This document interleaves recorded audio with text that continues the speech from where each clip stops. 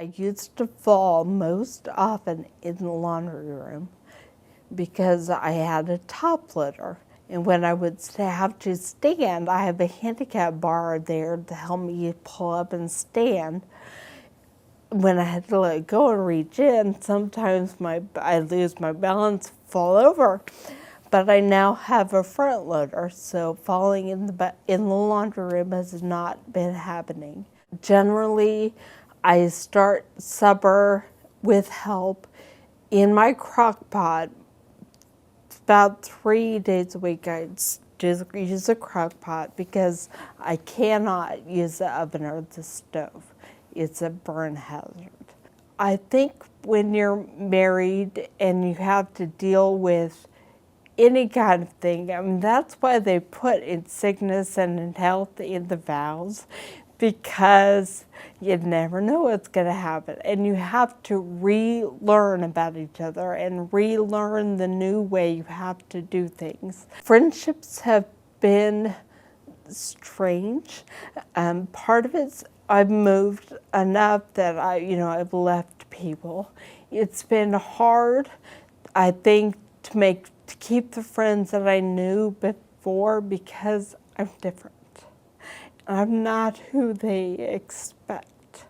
I do fine making friends with new people who never knew me before, so what they see is what they get, and it's fine. It's difficult for me to have relationships with friends and go places because I can't get in their homes. And they can't bump me up over steps to go to restaurants. It's been hard to have friendships, to go places and do things just because there are so many physical barriers. And I know and that's been the difficulty with figuring out what I can do to work. I've been involved with the vocational rehab program. I just did a career assessment. It turned out very well. And I was told basically I can do whatever I feel like I want to do. But what it is I want to do might be difficult. I was a therapist before the accident.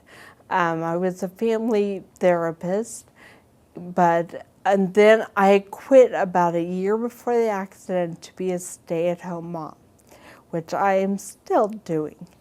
But I don't feel like I could ever go back to therapy because I cry too much and I take things literally, and there's no possible way I could sit in a room one-on-one with a person needing therapy and I would be a basket case and cry the whole hour and it wouldn't help anyone. So I've been trying to figure out what I can do with my education, with my background, with the parts of my brain that still function and work the way they're supposed to.